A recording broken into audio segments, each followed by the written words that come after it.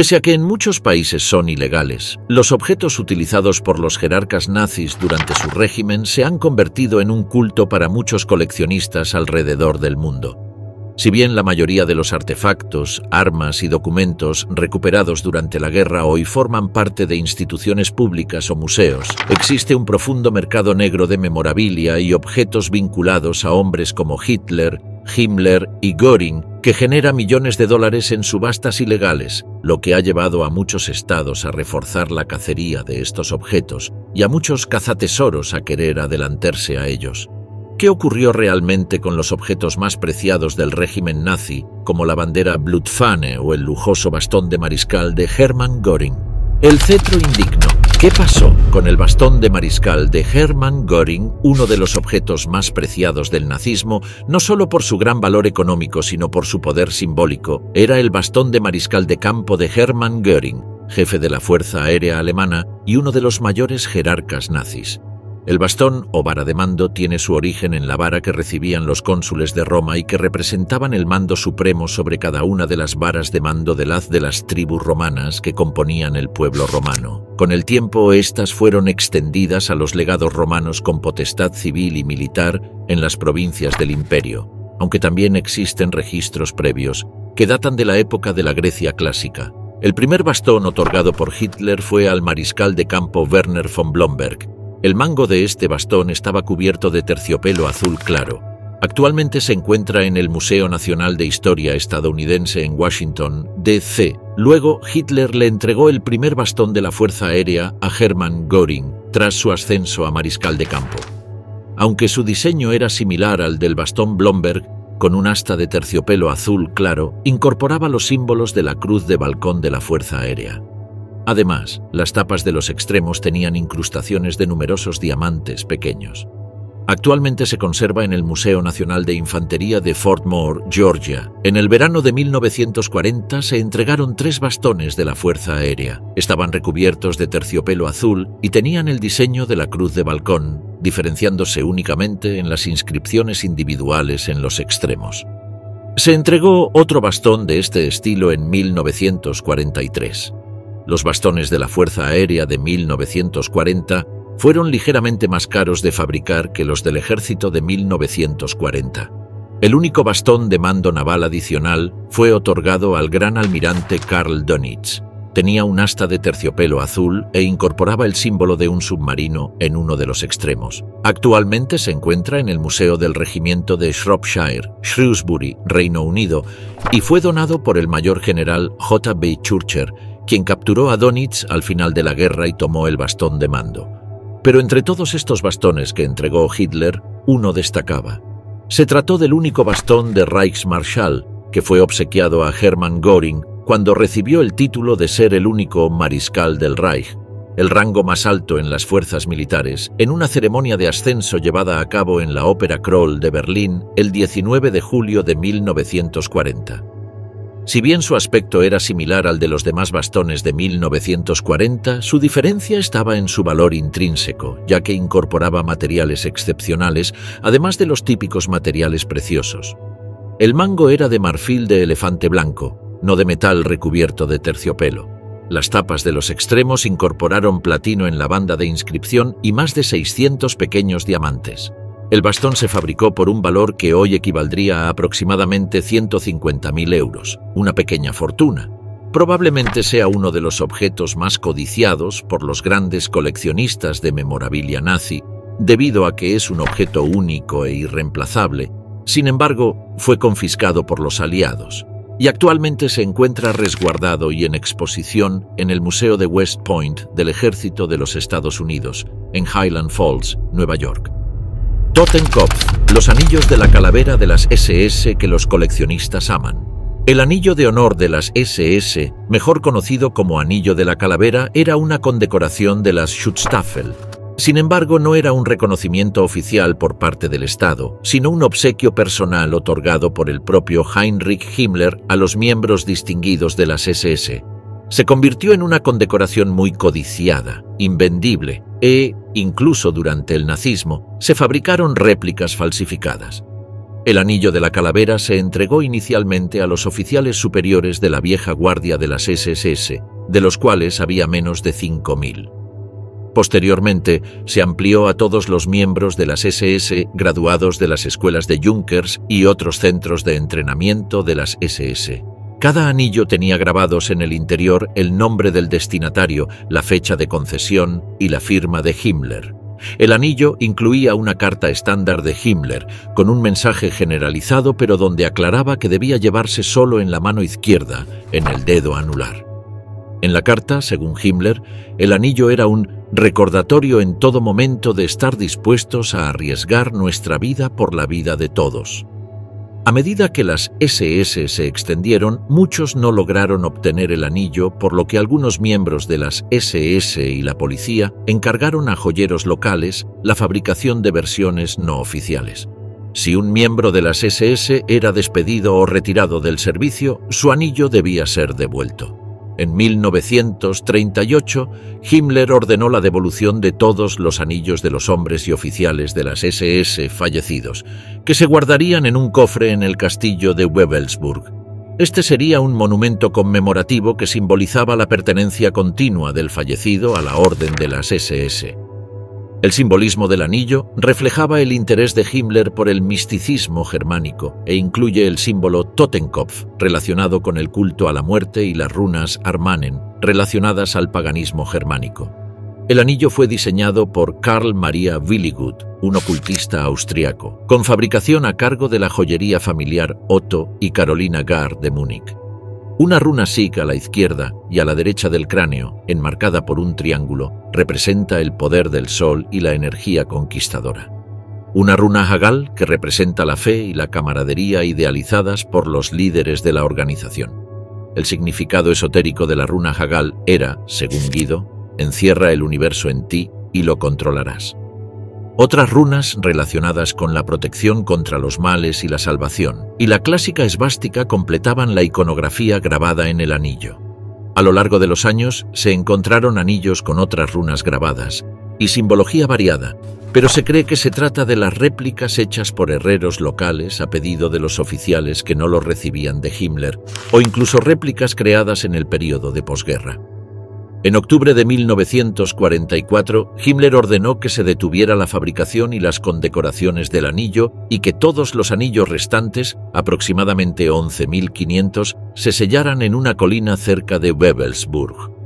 Para enero de 1945, el 64% de los 14.500 anillos fabricados habían sido devueltos a Himmler tras la muerte de sus portadores. Además, el 10% se había perdido en el campo de batalla y el 26% estaba en manos de sus portadores o se desconocía su paradero. No se sabe exactamente los motivos que tenía el líder de las SS para tomar estas decisiones, pero se cree que los anillos fueron parte de una logia propia que quiso imponer a espaldas de Hitler y se arrepintió frente a la caída del régimen. La lanza del destino, el objeto más deseado por Hitler. Entre los muchos objetos envueltos en mitología, simbolismo y misterio en la historia del nazismo, pocos han capturado la imaginación popular como la llamada lanza del destino. Esta reliquia, también conocida como la lanza de Longinos, se creía que era el arma con la que el centurión romano Longinos atravesó el costado de Jesús durante la crucifixión. En la cosmovisión esotérica que algunos altos jerarcas nazis alimentaban, la lanza representaba mucho más que un objeto religioso. Era un artefacto de poder, una herramienta mágica que otorgaba dominio sobre el mundo a quien la poseyera. Esta idea fue particularmente atractiva para Adolf Hitler, quien desarrolló una fascinación profunda por ella durante su juventud en Viena y que, ya en el poder, la convirtió en un símbolo de su destino imperial. Durante los años previos a la Primera Guerra Mundial, el joven Hitler pasó muchas horas en el Museo del Tesoro Imperial en el Hofburg de Viena, donde la lanza estaba expuesta junto a otras reliquias del Sacro Imperio Romano Germánico. Fue allí donde, según algunas fuentes, Hitler tuvo una experiencia casi mística ante el objeto y llegó a creer que poseía un poder que podía canalizar para sus fines políticos y espirituales. Aunque estas afirmaciones carecen de base documental sólida, reflejan el modo en que el mito se entrelazó con la historia real.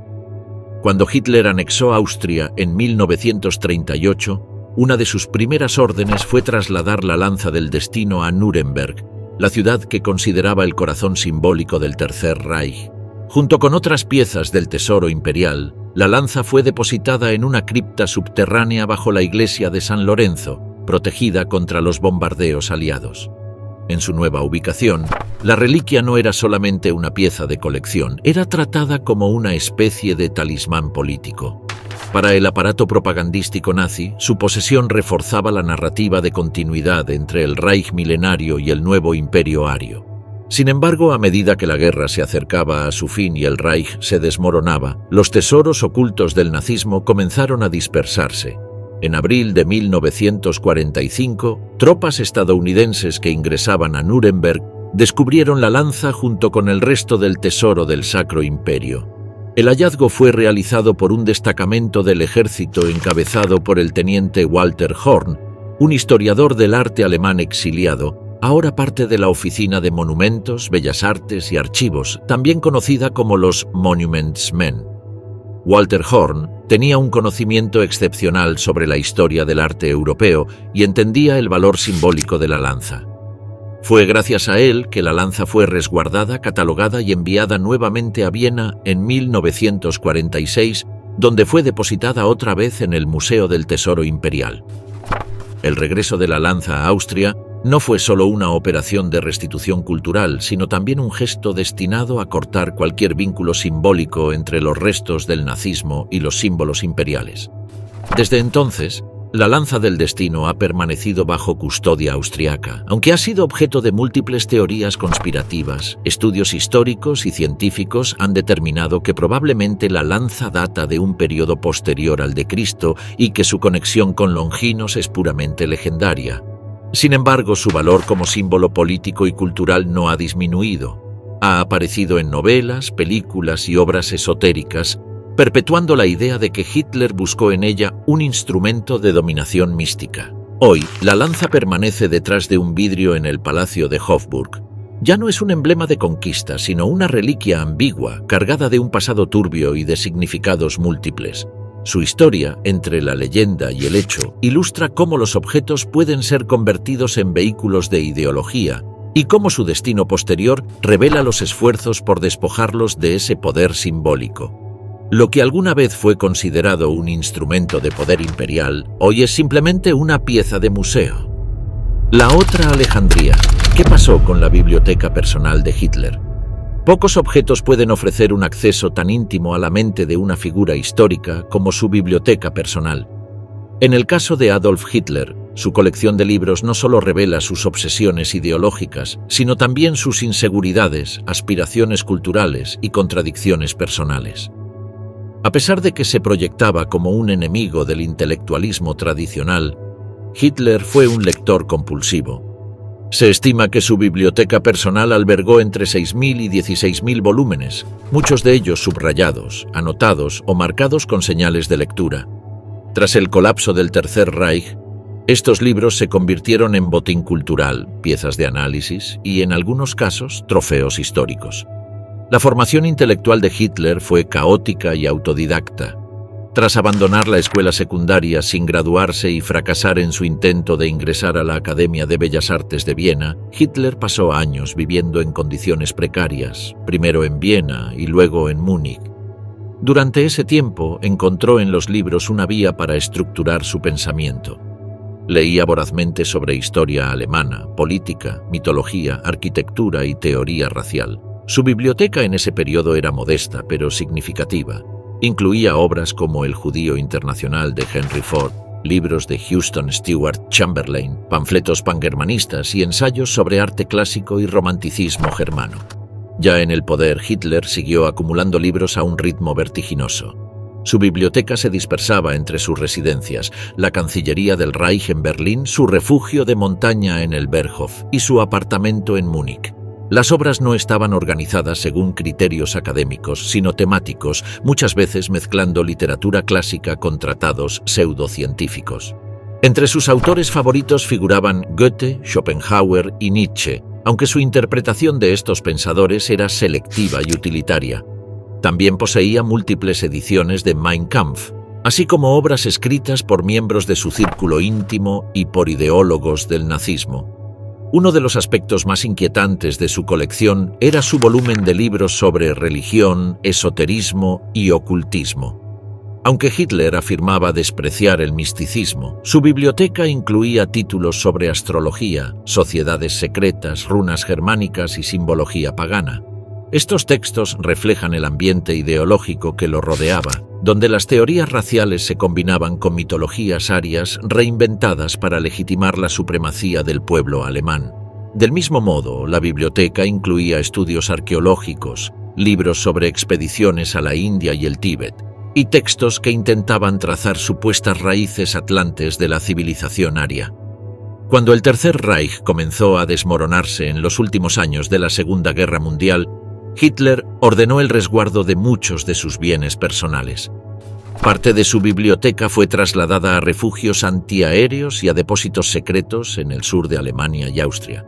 Sin embargo, tras la caída de Berlín en 1945, muchas de estas obras fueron confiscadas por los aliados, especialmente por los estadounidenses y soviéticos como parte de la operación de recuperación y documentación del aparato cultural nazi.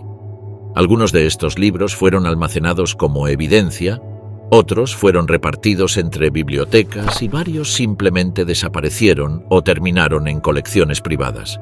Una parte considerable de los libros que Hitler tenía en el Berghof fue descubierta por tropas estadounidenses que ocuparon el lugar. Muchos de estos volúmenes fueron llevados a Estados Unidos y terminaron en instituciones como la Biblioteca del Congreso. Allí, unos 1.200 libros que pertenecieron a Hitler siguen siendo conservados bajo condiciones especiales.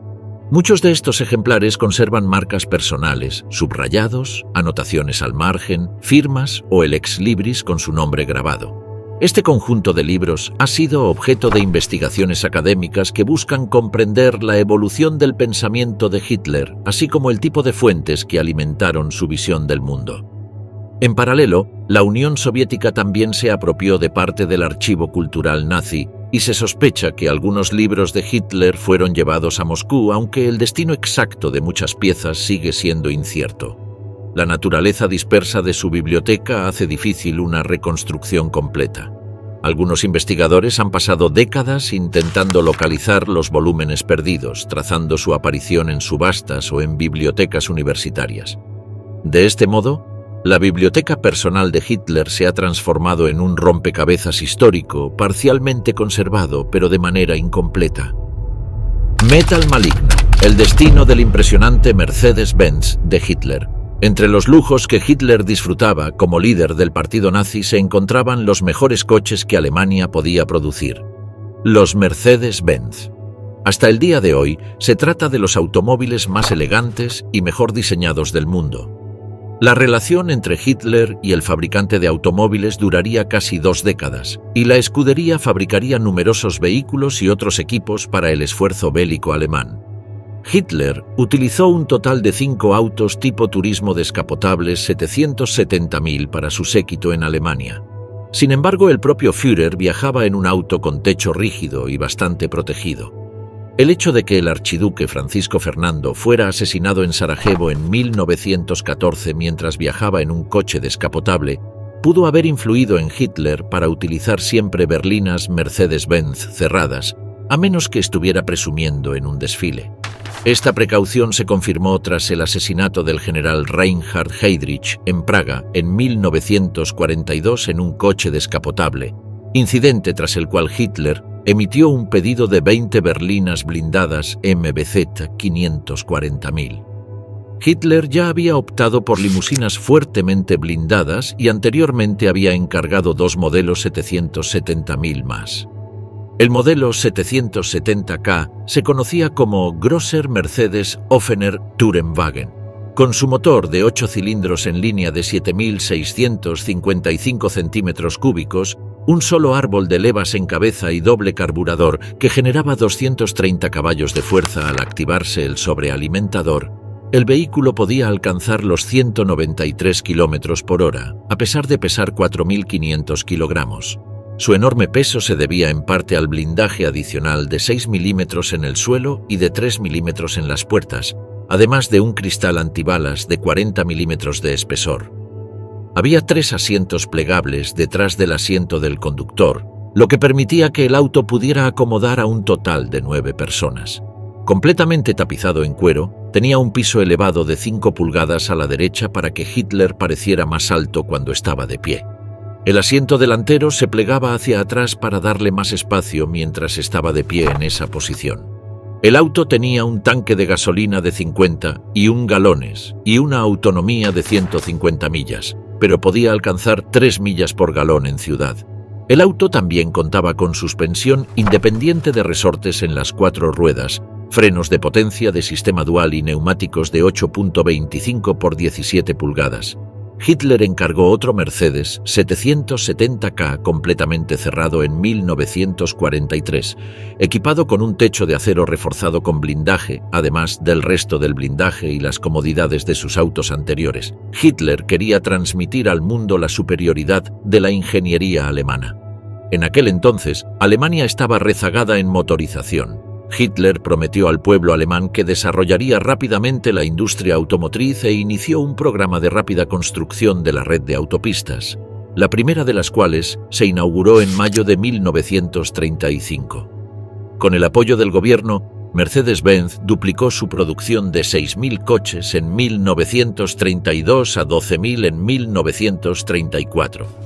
Para 1935, esa cifra se había más que duplicado, alcanzando los 25.000. Si bien no se conoce el número exacto de autos blindados 770K que fabricó la empresa alemana, se sabe que otros nazis de alto rango, como Göring, Himmler y Goebbels, tenían sus propios modelos a disposición. De estos autos, 3 fueron hallados: el ganso azul de Göring, llamado así por el color de la pintura, el 770K limusina de Himmler y el 770K de Hitler, y estos 2 últimos actualmente se encuentran expuestos en museos para ser visitados.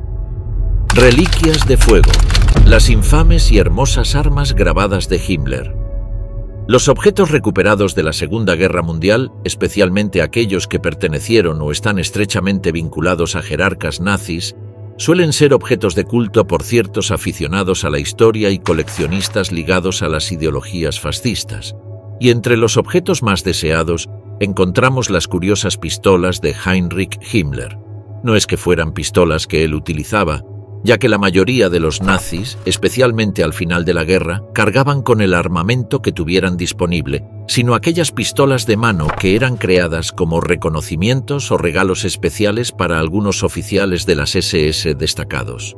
Primero debemos mencionar a la famosa Sauer 38H firmada por Heinrich Himmler. Estas pistolas de tiro se produjeron durante los últimos años del nazismo, antes de que los esfuerzos de la guerra los obligaran a reducir sus operaciones armamentísticas.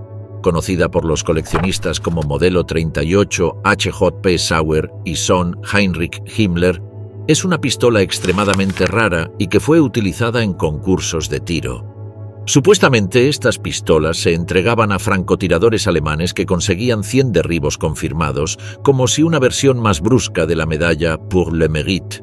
Si bien se cree que se han hecho un centenar de estas pistolas, solo hay 5 ejemplares conocidos y uno de ellos fue capturado en la casa de Hitler en Berchtesgaden, que también la habría conseguido como regalo por parte del jefe de las SS.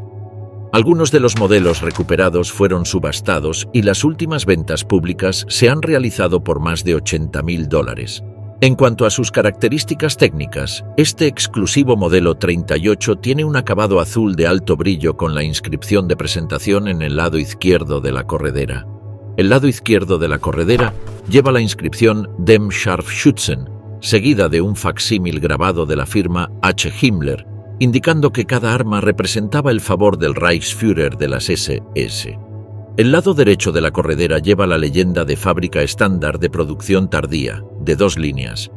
J.P. Sauer & Son, Sul Cal, 7.65 pulgadas, que se encuentra en el lado opuesto de las pistolas de producción estándar.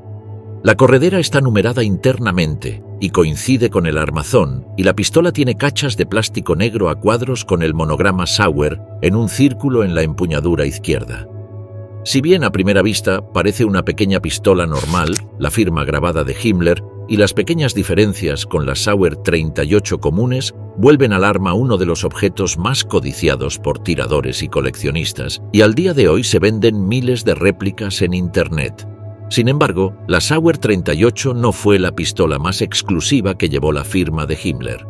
Ese lugar lo ocupó la Walther P.P.H. Himmler, una pistola grabada y trabajada a mano que estaba destinada a ser portada como condecoración o gala por personajes importantes del nazismo u oficiales destacados de las SS. Estas armas variaron a lo largo de los años, algunas con un tipo de trabajo similar al de la famosa pistola de oro de Hitler, mientras que otras estaban grabadas en un perfil, mientras que en el otro perfil llevaba inscripciones, además de tener detalles y decoraciones que podían variar. De cualquier manera, y teniendo en cuenta los modelos que fueron recuperados o capturados tras la guerra, los historiadores han confirmado que las pistolas son en sí una auténtica obra maestra del grabado Walther, y todas llevan el facsímil grabado de la firma H. Himmler. Por supuesto, al día de hoy es muy difícil encontrar versiones originales de estas armas, y la gran mayoría son réplicas con distintos niveles de artesanía o calidad. Aquellas pocas han sido vendidas a coleccionistas privados por decenas de miles de dólares, y algunas veces se presentan en museos o muestras de armamento histórico. La música que calmaba a la bestia. El piano personal de Eva Braun. El piano personal de Eva Braun es uno de los objetos más emblemáticos del ambiente íntimo que rodeaba a Adolf Hitler en su residencia alpina del Berghof. Eva Braun, pareja de Hitler desde los años 30, era una figura ambigua, oficial y públicamente mantenida al margen del poder, pero en la práctica muy cercana al centro neurálgico del régimen. El Berghof, en los Alpes bávaros, funcionaba como su refugio común, un lugar de descanso y aislamiento para la élite nazi. Allí, Eva intentaba reproducir un estilo de vida burgués que incluía tardes de música, cine casero, paseos y celebraciones privadas. En este contexto, el piano se convirtió en un objeto central del entretenimiento y la vida cotidiana. Se trataba de un piano vertical de gran calidad, fabricado por la casa Blüthner, una de las más prestigiosas de Alemania. El instrumento, de madera oscura, tenía detalles de marquetería y un timbre cálido, ideal para los salones reducidos del Berghof. Si bien Eva Braun no era pianista profesional, solía tocar piezas populares de la época, valses y composiciones sencillas que amenizaban las tardes en la residencia. Varias fotografías y testimonios de los asistentes del Berghof, como el fotógrafo Heinrich Hoffmann o la secretaria Traudl Junge, mencionan el piano como parte del decorado habitual del salón principal. Además de Eva, otras visitas hacían uso del piano, incluidos miembros del círculo íntimo de Hitler como Albert Speer, quien era aficionado a la música clásica. A pesar de que Hitler no tenía una formación musical, era profundamente sensible a la música y la valoraba como un medio de exaltación nacionalista. Sin embargo, el piano de Eva servía a una función distinta. No como un símbolo de la cultura alemana, sino como un vehículo de intimidad, de evasión y de normalidad forzada en medio del horror. Con la caída del Tercer Reich en 1945, el Berghof fue bombardeado y saqueado, al igual que muchas otras propiedades del régimen nazi. El piano de Eva Braun fue uno de los objetos tomados como trofeo por soldados aliados. Se sabe que una unidad del ejército estadounidense trasladó el instrumento fuera de Alemania, y tras varios años desaparecido, el piano reapareció en el Reino Unido, en manos de un coleccionista privado. En la década de 2010 fue puesto a la venta en una subasta organizada por una casa británica, lo que desató una oleada de críticas por la comercialización de objetos personales de figuras del nazismo. Finalmente, el instrumento fue adquirido por un comprador anónimo y desde entonces se desconoce su paradero exacto. Vicios burgueses. ¿Dónde está el servicio de té de oro de Hitler? Entre los objetos más curiosos que sobrevivieron al ocaso del Tercer Reich se encuentra el servicio de té de oro que perteneció a Adolf Hitler. Este conjunto de porcelana de lujo, confeccionado por la prestigiosa manufactura Meissen, es una de las piezas más representativas de la dualidad entre la imagen austera que el dictador proyectaba y el entorno de ostentación que lo rodeaba en la intimidad. Hitler fue conocido por promover una imagen pública de sobriedad y autocontrol. No fumaba, rara vez bebía alcohol y se mostraba como un hombre de costumbres sencillas. Sin embargo, su vida privada, sobre todo en el Berghof, su residencia en los Alpes bávaros, desmentía esa construcción. Allí, rodeado de lujo y confort, recibía a invitados, organizaba reuniones informales y cultivaba una atmósfera de poder cuidadosamente escenificada. En ese entorno, el servicio de té de oro tenía un rol simbólico. Representaba no solo su posición, sino también su visión de un Reich eterno, refinado y dominante. El servicio fue fabricado en la década de 1930 y consistía en una docena de tazas, platillos, jarras, teteras y cucharillas, todos con bordes dorados, decoraciones neoclásicas y el emblema del águila imperial grabado junto a las iniciales AH. Su uso estaba reservado para encuentros privados de alto nivel.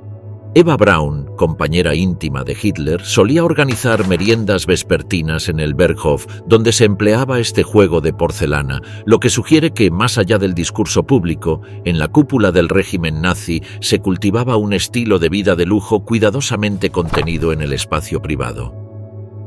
Al final de la guerra, muchas de las pertenencias de Hitler fueron saqueadas o requisadas por soldados aliados. El Berghof fue bombardeado en abril de 1945 por la aviación británica y posteriormente saqueado por tropas estadounidenses y civiles locales. Fue en ese contexto que el servicio de té fue fragmentado y sus piezas dispersadas. Algunas de ellas terminaron en manos de soldados como souvenirs de guerra. Otras aparecieron décadas más tarde en subastas privadas, sobre todo en Estados Unidos y el Reino Unido. La aparición de estas piezas en el mercado generó controversia. Por un lado, están quienes las consideran objetos históricos con valor documental. Por otro, existe el temor de que se conviertan en objetos de fetichismo o culto por parte de grupos neonazis.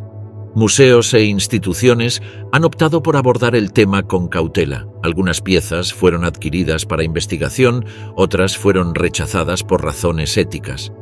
En términos simbólicos, el servicio de té representa una de las grandes paradojas del nazismo, un régimen que se proclamaba enemigo de la decadencia burguesa, pero que en la práctica reproducía sus formas más elitistas.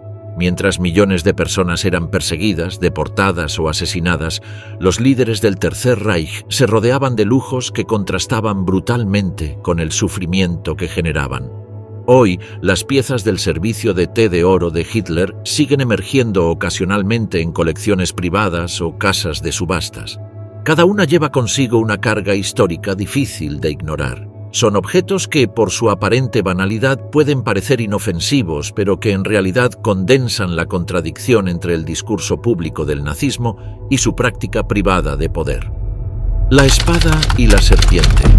¿Qué pasó con las espadas ceremoniales de las SS? Además de los misteriosos anillos de la calavera, los oficiales de las SS también recibían costosas espadas y dagas como reconocimientos oficiales a sus hazañas o cumplimiento del deber. La espada de honor de las SS era una espada de gala recta que se usó con el uniforme de las SS entre 1935 y 1945. Presentada por primera vez en 1935, la espada de las SS fue diseñada por Karl Diebitsch, asesor personal de Heinrich Himmler en arte y diseño dentro de las SS.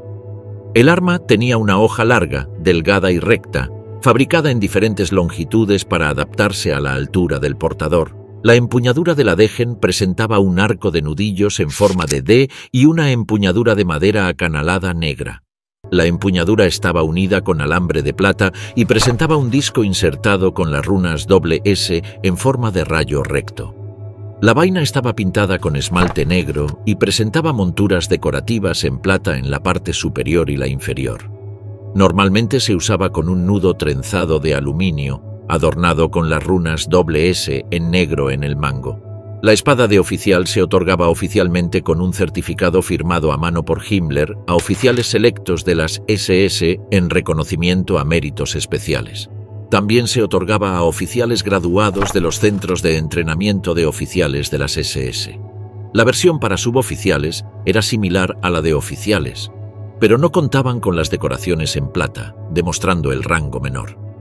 También existía una versión especial con hoja de metal de Damasco, una exquisita aleación famosa por su superficie veteada y extrema resistencia.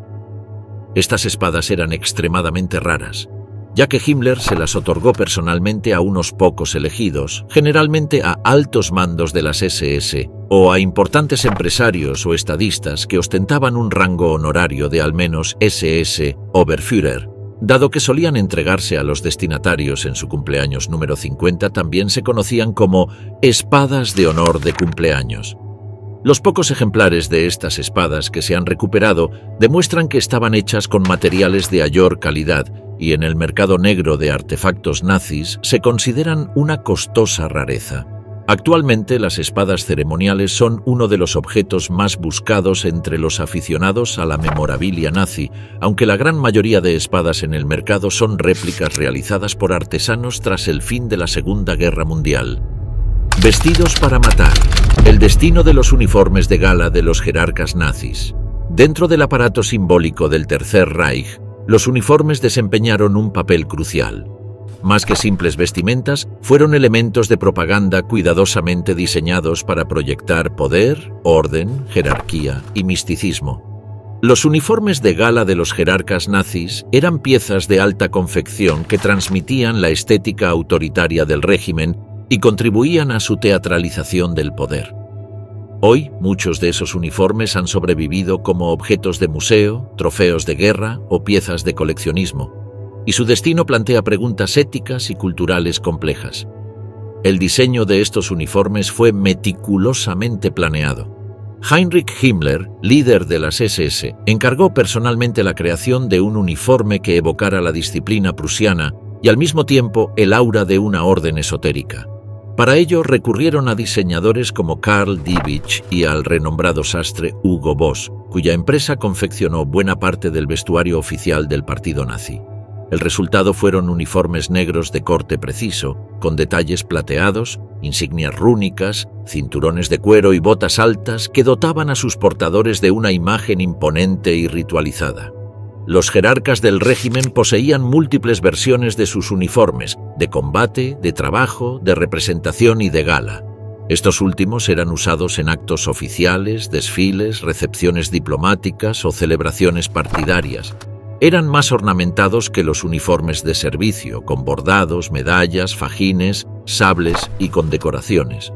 En muchos casos se trataba de piezas únicas, confeccionadas a medida, que exhibían el rango y los logros del portador. La obsesión por las jerarquías y la distinción visual era parte integral del culto al poder nazi. Con el fin de la guerra, miles de estos uniformes fueron confiscados por los aliados, especialmente por tropas estadounidenses y soviéticas. Algunos fueron incautados como pruebas en los juicios de Nuremberg, mientras que otros fueron guardados como recuerdos por soldados o incluso revendidos en el mercado negro. Algunos terminaron en museos militares de Europa y Norteamérica, como el Imperial War Museum de Londres o el National War Museum de Nueva Orleans, donde se exhiben bajo estrictos marcos educativos. Sin embargo, el comercio y la colección de uniformes nazis sigue siendo un tema polémico. En países como Alemania, la exhibición pública de símbolos nazis está fuertemente restringida, por lo que muchos uniformes son almacenados fuera de exhibición o se presentan sin emblemas. En otros lugares han aparecido en subastas privadas, generando controversia por los altos precios que alcanzan y por el perfil de algunos coleccionistas. El fetichismo alrededor de estos objetos ha sido duramente criticado, ya que corre el riesgo de trivializar o estetizar el horror del régimen nazi. Algunos uniformes de gala específicos tienen historias particulares. El uniforme blanco de gala de Hermann Göring, por ejemplo, fue una de las piezas más llamativas del régimen. Confeccionado en tejido de altísima calidad y cargado de medallas, este uniforme fue recuperado por tropas estadounidenses y ha sido exhibido en exposiciones itinerantes sobre el nazismo. Otros, como el uniforme de gala de Himmler, han sido objeto de disputas legales entre coleccionistas y museos por su procedencia o su uso en producciones cinematográficas. El origen del mal. ¿Qué pasó con el archivo secreto de Alfred Rosenberg? Entre los documentos más valiosos del aparato ideológico del Tercer Reich se encontraba el archivo personal y secreto de Alfred Rosenberg, una figura clave en la construcción del pensamiento racista y expansionista del nazismo. Intelectual del régimen, ministro de los territorios ocupados del Este y principal teórico del nuevo orden nazi, Rosenberg acumuló durante años un archivo monumental de textos, memorandos, cartas, decretos y manuscritos que documentaban no solo su pensamiento, sino también las políticas de ocupación, germanización y saqueo cultural implementadas en Europa del Este. El archivo era tanto personal como institucional. Rosenberg no solo escribía y recopilaba ideas racistas y antisemitas, sino que también dirigía la Einsatzstab Reichsleiter Rosenberg, una unidad encargada del expolio sistemático de bibliotecas, archivos, museos y colecciones privadas en los territorios ocupados. A medida que las tropas nazis avanzaban, la ERR requisaba miles de libros, obras de arte, documentos religiosos y científicos, que eran enviados a Berlín para alimentar la construcción de un gran centro de estudios ideológicos proyectado por Rosenberg. Al final de la guerra, el archivo fue escondido. Con la derrota inminente del Tercer Reich, muchas de las figuras del régimen intentaron destruir o diseminar las pruebas de sus crímenes. Sin embargo, el archivo de Rosenberg fue localizado por soldados estadounidenses en 1945 en una mina de sal en Hungen, cerca de Frankfurt, donde los nazis habían almacenado una enorme cantidad de documentos y objetos saqueados. Allí, entre toneladas de papeles y bienes culturales, se encontraba este archivo único que cubría desde los planes de germanización de Ucrania hasta directivas sobre la persecución religiosa en los territorios ocupados. El hallazgo fue considerado de enorme valor por los aliados. El archivo fue trasladado a Estados Unidos como parte del llamado Proyecto de Documentación, impulsado por la Oficina de Servicios Estratégicos, precursora de la CIA. Durante décadas, permaneció en manos del gobierno estadounidense, resguardado por la Hoover Institution de la Universidad de Stanford y utilizado como fuente para investigaciones académicas y judiciales. Sin embargo, su existencia fue en gran medida desconocida para el público hasta bien entrado el siglo XXI. No fue sino hasta 2013 que el gobierno de Estados Unidos decidió restituir el archivo a Alemania. En una ceremonia oficial realizada en Berlín, se entregaron más de 400 cajas con decenas de miles de documentos originales. El regreso del archivo representó un acto de justicia histórica y permitió a historiadores alemanes acceder de forma directa a materiales esenciales para comprender la maquinaria ideológica del Tercer Reich. Desde entonces, el archivo está bajo custodia del Archivo Federal Alemán y parcialmente disponible para investigadores. El contenido del archivo abarca desde tratados filosóficos escritos por Rosenberg con su visión de una Europa dominada por la raza aria, hasta informes sobre las estructuras administrativas nazis en el este europeo. También incluye correspondencia con otros jerarcas nazis como Himmler y Bormann, así como registros del saqueo cultural en Francia, Polonia, Lituania y Ucrania. La riqueza y variedad de la documentación hacen del archivo una fuente indispensable para comprender cómo el nazismo combinó ideología, política y crimen en una única estructura totalitaria. El brillo robado, las joyas confiscadas a las familias judías. Uno de los aspectos más crueles y sistemáticos de la persecución nazi fue el despojo económico de los judíos europeos. Antes incluso de su deportación a campos de concentración o exterminio, las familias judías fueron objeto de una maquinaria perfectamente estructurada de expoliación que incluía la confiscación de viviendas, cuentas bancarias, obras de arte y, en particular, joyas. Estos objetos de valor, que en muchos casos eran herencias familiares, símbolos de identidad o simples garantías de seguridad ante un futuro incierto, fueron arrebatados por el régimen y dispersados a través de canales estatales y privados. Desde las primeras leyes antisemitas en Alemania en 1933 y con especial intensidad a partir de la Noche de los Cristales Rotos en 1938, el aparato nazi perfeccionó mecanismos legales para justificar el saqueo. Las llamadas declaraciones de bienes obligaban a los ciudadanos judíos a registrar cada posesión valiosa. Lo que comenzó como una burocracia de control terminó siendo una base para el robo legalizado. Las joyas, como anillos, collares, relojes, broches, piezas de oro o piedras preciosas, eran confiscadas por la Gestapo, las SS o el Ministerio de Economía, que las convertía en oro fundido, vendía las piezas en el mercado o las almacenaba como reservas del Reich. Durante la deportación a los campos, los prisioneros eran despojados de sus pertenencias en estaciones de tren, centros de tránsito o al llegar a su destino final. En Auschwitz y otros campos de exterminio, los registros muestran que las joyas eran sistemáticamente recolectadas, clasificadas y enviadas a Berlín. A menudo, los objetos se encontraban ocultos por sus dueños entre ropas o costuras en un último intento de conservar algo propio. Los nazis sabían esto y los registros forenses posteriores muestran cómo incluso se abrían dientes de oro de los cadáveres para extraer hasta el último gramo de riqueza. Tras el colapso del Tercer Reich, una cantidad significativa de estas joyas fue recuperada por las fuerzas aliadas. Muchas estaban almacenadas en depósitos secretos, como las minas de sal en Merkers, Turingia, donde el ejército estadounidense descubrió toneladas de oro, dinero y arte robado. Sin embargo, la mayor parte del botín nunca fue localizado. Las joyas, al ser fácilmente transportables, fueron también saqueadas por soldados, traficadas en el mercado negro o fundidas para borrar su origen. Durante décadas, la restitución de estos bienes fue un proceso lento y fragmentado. En algunos casos, familias judías supervivientes pudieron identificar y reclamar piezas específicas que habían pertenecido a sus antepasados. Pero la mayoría de los objetos no llevaba marcas que permitieran su rastreo, y muchas administraciones posguerra mostraron escaso interés en agilizar las devoluciones. Fue recién a partir de los años 90 que se desarrollaron esfuerzos internacionales más serios, impulsados por organizaciones como el Congreso Judío Mundial o los Acuerdos de Washington sobre bienes robados durante el Holocausto. En los últimos años, varios museos europeos se han visto envueltos en polémicas por albergar joyas u objetos valiosos sin documentación clara de su procedencia. También se han multiplicado los escándalos de casas de subastas que ofrecen piezas con posible origen en el expolio nazi. En algunos casos, las piezas han sido retiradas de circulación y devueltas a las familias o a instituciones judías, aunque el proceso sigue siendo lento, complejo y muchas veces frustrante. Las joyas confiscadas a las familias judías no son meros objetos de valor material, son testigos silenciosos de una política sistemática de aniquilación que comenzó con la negación de derechos civiles y terminó en el exterminio físico.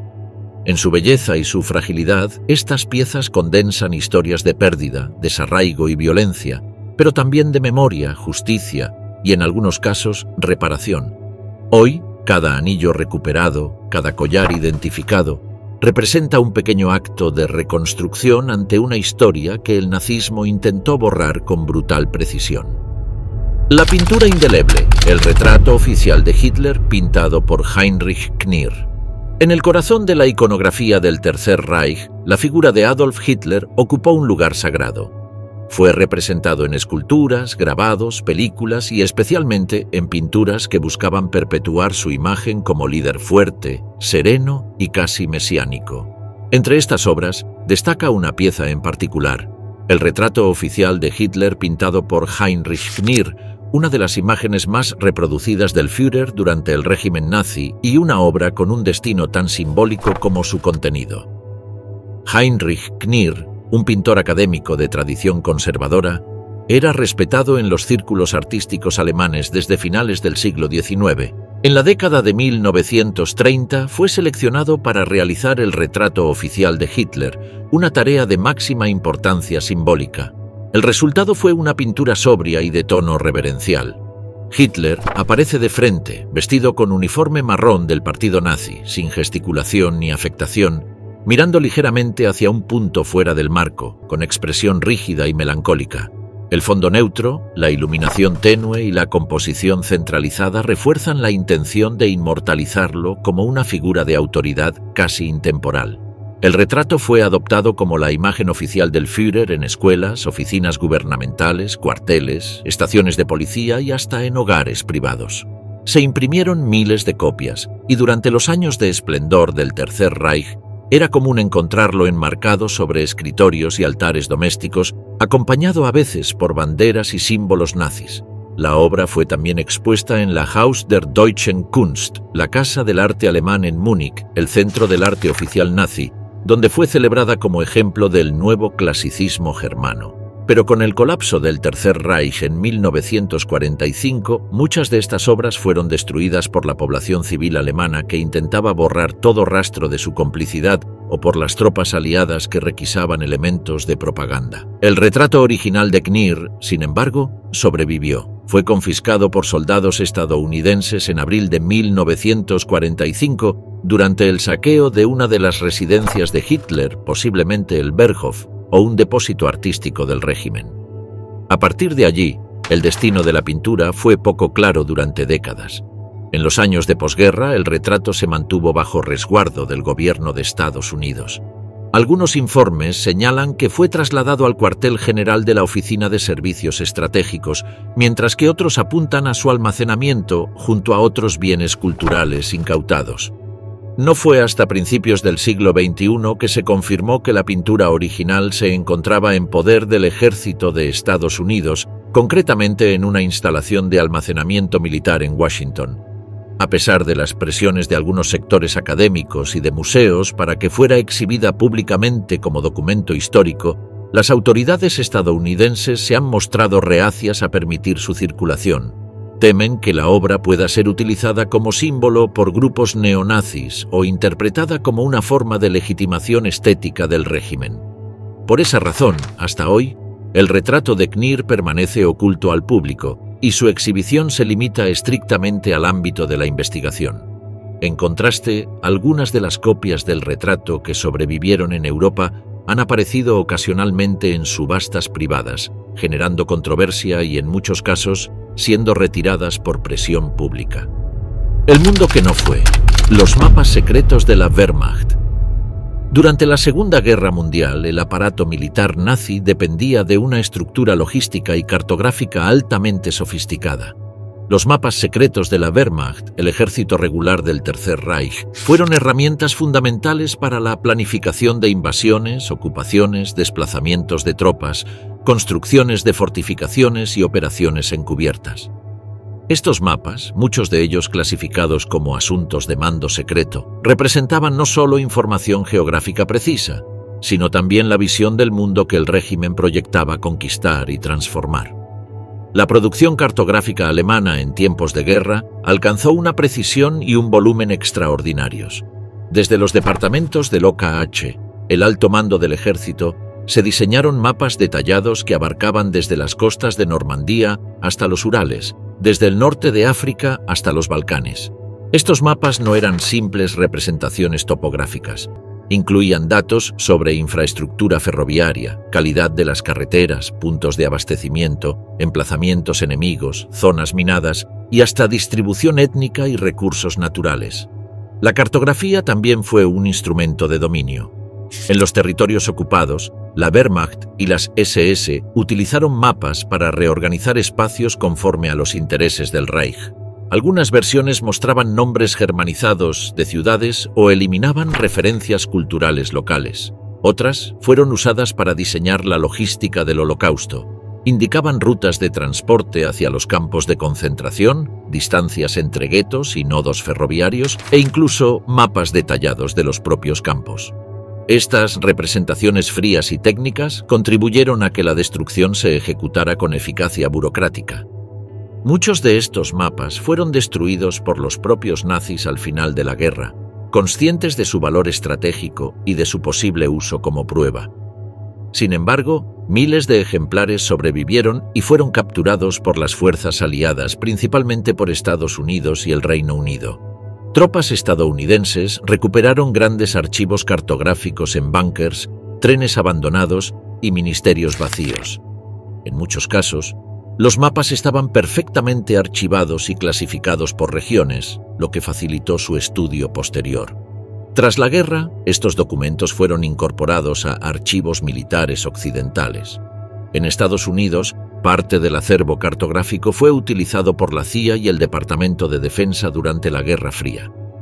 La información contenida en los mapas alemanes resultó útil para comprender la infraestructura de Europa del Este, la geografía soviética e incluso para evaluar posibles escenarios de conflicto.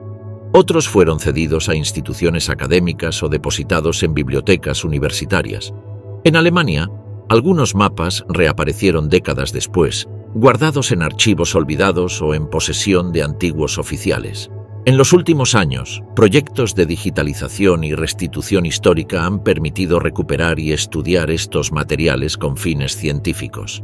El Bundesarchiv y otros organismos han trabajado para poner a disposición del público miles de estos mapas, que hoy se utilizan en investigaciones sobre el conflicto, la memoria histórica y la representación del espacio en regímenes totalitarios. Los mapas secretos de la Wehrmacht son hoy piezas de altísimo valor documental. No solo ilustran la capacidad militar del Tercer Reich, sino también su visión del orden territorial, racial y político que pretendía imponer sobre Europa. Son el rastro tangible de cómo un régimen criminal trazó líneas sobre el mundo con la intención de dominarlo por completo. Curiosamente, algunos de estos mapas han llegado también al mercado de coleccionismo militar. Aunque no son ilegales como otros objetos nazis, su compra y venta despiertan inquietud ética, sobre todo cuando no se contextualizan históricamente. Cada trazo en esos mapas, cada carretera señalada o zona sombreada, está asociado a decisiones que costaron millones de vidas. Sangre y oro, la recuperación del oro nazi del Reichsbank. Pocas imágenes simbolizan tanto el saqueo y la ambición del Tercer Reich como las montañas de lingotes, monedas y joyas acumuladas por el Reichsbank, el banco central de la Alemania nazi. Bajo la dirección de Walter Funk y en coordinación con las SS, el Reichsbank se convirtió en el corazón financiero de la maquinaria de guerra y exterminio.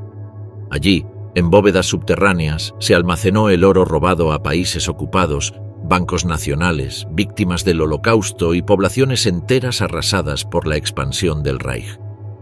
Durante la guerra, la economía alemana sufrió una constante presión inflacionaria debido al gigantesco gasto militar. Para sostener el esfuerzo bélico y estabilizar el marco alemán, el régimen recurrió al saqueo sistemático de reservas extranjeras. A medida que Alemania invadía países, confiscaba los depósitos de oro de sus bancos centrales. Bélgica, los Países Bajos, Austria, Checoslovaquia, Italia y otros vieron evaporarse sus reservas en cuestión de días.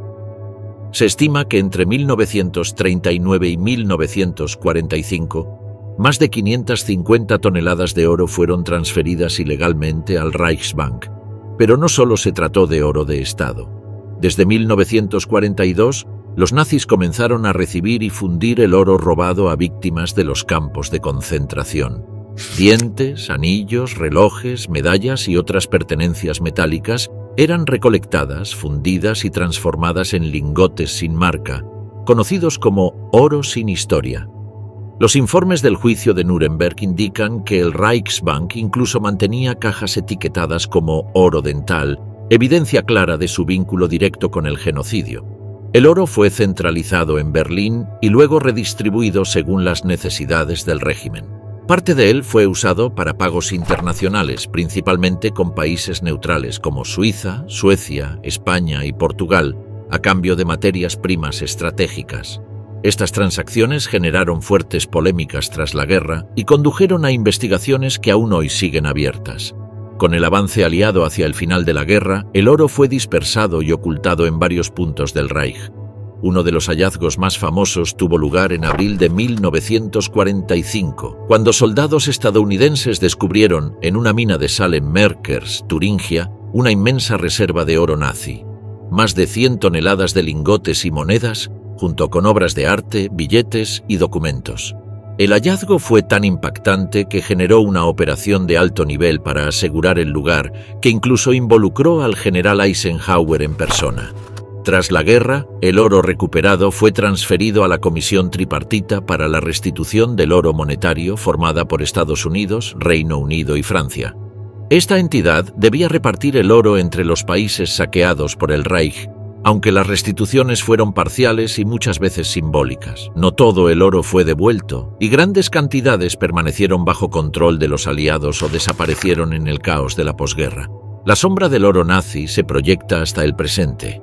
En los años 90, la presión internacional y las revelaciones de investigaciones periodísticas obligaron a Suiza y otros países a reconocer su papel en el reciclaje del oro nazi. El informe Bergier, publicado por el gobierno suizo en 1998, confirmó que parte del oro fundido por el Reichsbank había ingresado a sus bancos a través del Banco Nacional Suizo. Desde entonces, se han creado fondos de compensación para víctimas del Holocausto, pero aún queda un camino pendiente en términos de justicia total. El mal viste a la moda. ¿Qué pasó con el uniforme personal de Hitler? El uniforme personal de Adolf Hitler fue mucho más que una prenda de vestir. Fue un símbolo cuidadosamente diseñado para proyectar autoridad, disciplina y el ideal del líder carismático. Desde sus primeros años como líder del partido nazi hasta su suicidio en abril de 1945, Hitler adoptó una estética militarizada que contribuía a reforzar su imagen pública y su control sobre la maquinaria del régimen. El uniforme que Hitler usaba en público y en actos oficiales consistía en una chaqueta marrón clara, pantalones oscuros y botas negras de cuero. Sobre el pecho portaba la Cruz de Hierro de primera clase, una medalla ganada en la Primera Guerra Mundial, que reafirmaba su estatus como veterano y patriota. Un brazalete rojo con la esvástica nazi en el brazo izquierdo completaba el conjunto, así como la característica insignia del águila imperial en el pecho. A lo largo de su carrera, Hitler encargó varios uniformes a sastrerías de élite, algunos hechos a medida, otros más modestos, dependiendo del contexto. El diseño evitaba la ostentación excesiva para no alejarse del ideal de hombre del pueblo que promovía. Sin embargo, ciertos elementos se reservaron para eventos especiales, como uniformes más elaborados con bordados dorados, guantes blancos y bastones de mando para ceremonias oficiales y desfiles militares. Tras la guerra, la suerte del uniforme personal de Hitler fue variada. Se sabe que algunos de sus trajes fueron recuperados por soldados aliados en el búnker de Berlín o en residencias como el Berghof, su retiro en los Alpes bávaros. Muchas prendas fueron llevadas como souvenirs o exhibidas en museos militares y de historia contemporánea, aunque con el paso del tiempo varias desaparecieron o fueron destruidas para evitar que se convirtieran en objetos de culto para simpatizantes neonazis. Uno de los uniformes más emblemáticos está actualmente bajo custodia en el Museo Imperial de la Guerra en Londres, donde se exhibe con un contexto histórico riguroso que busca evitar la glorificación del personaje. También se conservan algunas piezas en el Instituto de Historia Contemporánea de Múnich, institución alemana dedicada al estudio crítico del nazismo. Sonderzug Asien, el costotren nazi que se considera una bestial reliquia durante la Segunda Guerra Mundial, Hermann Göring, comandante en jefe de la Luftwaffe y figura prominente del Tercer Reich, dispuso de un tren especial conocido como Sonderzug Asien. Este convoy no solo servía como medio de transporte, sino también como cuartel general móvil y símbolo de su estatus dentro del régimen nazi. De hecho, todos los nazis de alto rango tenían sus propios trenes, conocidos como Sonderzugs, es decir, ferrocarriles especiales, siendo el más conocido el que utilizaba Hitler, el Führer Sonderzug. No obstante, la diferencia del tren de Göring con el del resto de los funcionarios importantes del Partido Nacionalsocialista es que buena parte de su tren especial se ha logrado conservar. El nombre en clave Asien, que denominaba al tren de Göring, fue utilizado desde el 1 de septiembre de 1939 hasta el 31 de enero de 1943. Posteriormente, a partir del 1 de febrero de 1943, el tren fue renombrado como Pommern 1, mientras que un tren auxiliar para personal y vehículos recibió el nombre de Pommern 2. El Sonderzug Asien constaba de aproximadamente 15 vagones, aunque su configuración exacta variaba según las necesidades. Entre los componentes destacados se encontraban vagones de defensa antiaérea o Flakwagen, que estaban situados en ambos extremos del tren, equipados con cañones antiaéreos para protección, tanto contra aeronaves pequeñas como contra bombarderos. También estaban los vagones generadores, los cuales proporcionaban energía eléctrica al tren cuando estaba estacionado, asegurando el funcionamiento de sistemas esenciales. Luego encontrábamos los vagones de salón y dormitorios, que incluían el salón principal de Göring, dormitorios para el personal y áreas de descanso. El vagón comedor, o Salonsspeisewagen, era muy lujoso y estaba diseñado con 2 comedores y cocinas, decorado con maderas nobles y equipado con electrodomésticos modernos para la época. Por supuesto, Al tratarse de uno de los generales más importantes del Reich, el Sonderzug Asien contaba con un vagón de conferencias, que también servía como centro de mando móvil y normalmente era utilizado para reuniones estratégicas y planificación militar, además de que incluía instrumentos como radios, mapas y otras herramientas de comunicación y planificación militar. Finalmente, el tren también contaba con un vagón de baño, un vagón de prensa y otros espacios funcionales, reflejando la importancia de la movilidad y el confort para las operaciones de alto nivel del Tercer Reich. El Sonderzug Asien servía múltiples propósitos, siendo el principal servir como cuartel general móvil durante los momentos más duros de la guerra, permitiendo a Göring supervisar operaciones militares y tomar decisiones estratégicas mientras se desplazaba por territorios ocupados. Como mencionamos anteriormente, Göring tenía un profundo amor por la opulencia, los lujos y el arte, por lo que su tren también sirvió como transporte de arte saqueado. El Sonderzug fue utilizado para trasladar obras de arte y objetos de valor confiscados en Europa ocupada, además de otros bienes como monedas y lingotes de oro y plata. Finalmente, Hitler decidió implementar estos trenes especiales como un símbolo de poder. La opulencia del tren reflejaba el estatus de Göring dentro del régimen nazi, sirviendo como una extensión de su imagen pública. El tren realizaba viajes frecuentes entre Berlín y el cuartel general de Göring, conocido como Jägerhof, ubicado cerca de Rastenburg en Prusia Oriental. También se utilizó para visitas a frentes de batalla y otras misiones oficiales. Con el colapso del Tercer Reich en 1945, el destino del Sonderzug Asien se volvió incierto. Algunos de sus vagones fueron capturados por las fuerzas aliadas, mientras que otros fueron reutilizados o desmantelados en los años posteriores a la guerra. Uno de los vagones de defensa antiaérea fue identificado en Delitzsch, Sajonia, y posteriormente convertido en un vagón sanitario para el tren estatal de la República Democrática Alemana en la década de 1970. A pesar de los esfuerzos por rastrear y preservar partes del tren, gran parte de su estructura original se ha perdido o permanece en paradero desconocido. Sin embargo, el Sonderzug Asien sigue siendo un testimonio del uso de la infraestructura ferroviaria por parte del régimen nazi para fines militares, logísticos y propagandísticos. La tinta indeleble, el hallazgo de los diarios íntimos de Hitler y Eva Braun. Los diarios íntimos de Adolf Hitler y Eva Braun constituyen una ventana rara y fascinante a la vida personal del Führer y su compañera, cuya relación estuvo marcada por la discreción, el aislamiento y el dramatismo que rodeó los últimos años del Tercer Reich.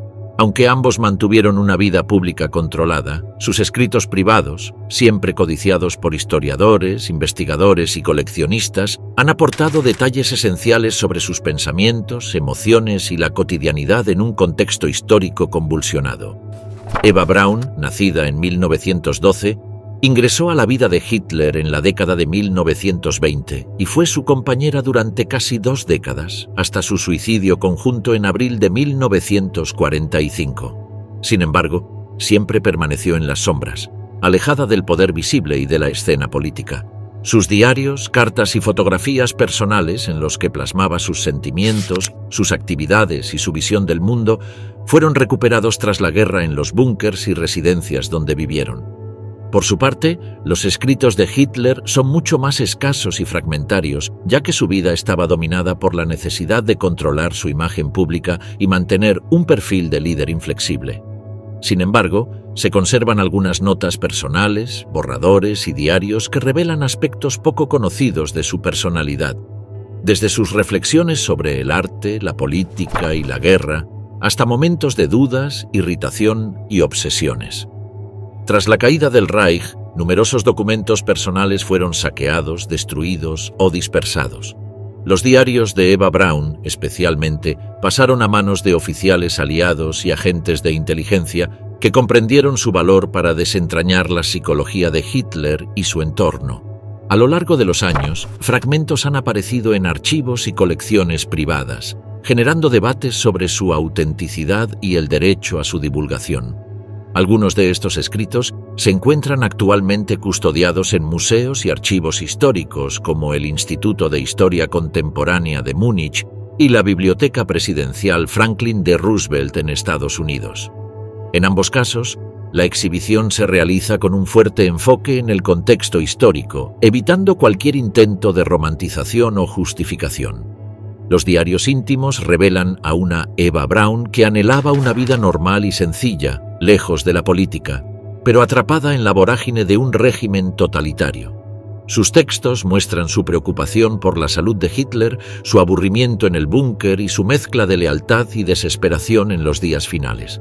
En cambio, los escritos de Hitler exhiben una mente obsesionada con la guerra y el destino de Alemania, pero también con la preservación de su propio legado.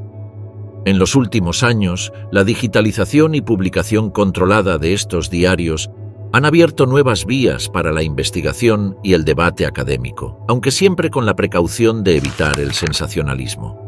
El acceso a estos escritos ha permitido además una mirada crítica sobre cómo la historia personal se entrelaza con la historia política y social de una época.